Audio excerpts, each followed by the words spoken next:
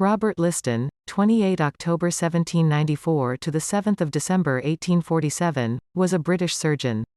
Liston was noted for his speed and skill in an era prior to anesthetics, when speed made a difference in terms of pain and survival.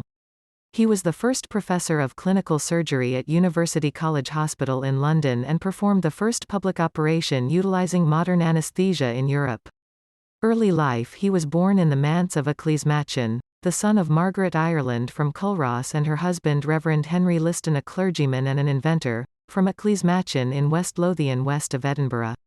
His grandfather, also Robert Liston, was the moderator of the General Assembly of the Church of Scotland. Career. After a local education both from his father and in Abercorn Village School, Liston studied at Edinburgh Medical School from 1808, and in 1810 became assistant to his tutor Dr. John Barclay. In 1816, he went to London for a year to train under William Blizzard. He returned to Edinburgh to teach anatomy alongside James Syme. He was then living at 95 Princes Street, a fine house facing Edinburgh Castle. In 1820, he married the daughter of Adam Crawford, a Leith wine merchant. In 1818, he had become house surgeon in the Royal Infirmary of Edinburgh under Dr. George Bell. However, he was dismissed in 1822 due to disagreements with Bell and not reinstated until 1827. In 1828, he was promoted to operating surgeon. He became first, the Northern Anatomist, of Blackwell's magazine. In 1832–1833, he is listed as living at 99 George Street in the centre of Edinburgh's New Town.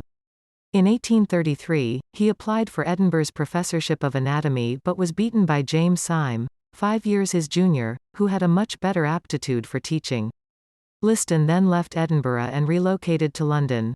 For the last 7 years of his life he lived at 5 Clifford Street, off Bond Street in Mayfair, in a building and area now of historical significance, hence Richard Gordon's specific mention of this address in his section on Robert Liston. He was elected a Fellow of the Royal Society in 1841. Death. He died of an aneurysm on 7 December 1847 at his Mayfair home, and his funeral took place at St. Michael's Church, Highgate 6 days later. The funeral procession from his home consisted of 5 mourning coaches, and 15 private carriages. In the former were relatives and his fellow medical professors of University College, and in the latter were friends of eminence in the higher ranks of society. Near the cemetery, the cortege was met by 400 of his former pupils, and by about 200 medical practitioners and others. He was buried on the western side of Highgate Cemetery in the Terrace Catacombs. Legacy. Liston's legacy comprises both that which has made its way into the popular culture, and that found primarily within the medical fraternity and related disciplines. In 1837, he published Practical Surgery, arguing the importance of quick surgeries. These operations must be set about with determination and completed rapidly. Liston's image has been preserved in both bust and portrait form. Following Liston's death, a meeting was held of his friends and admirers, who, unanimously resolved to establish some public and lasting testimonial to the memory of this distinguished surgeon.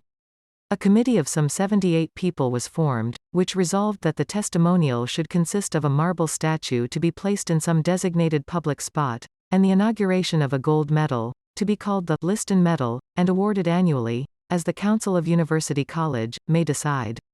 Reputation. Richard Gordon describes Liston as the fastest knife in the West End. He could amputate a leg in 21/2 of a minute. Indeed, he is reputed to have been able to complete operations in a matter of seconds, at a time when speed was essential to reduce pain and improve the odds of survival of a patient. In Florence Nightingale's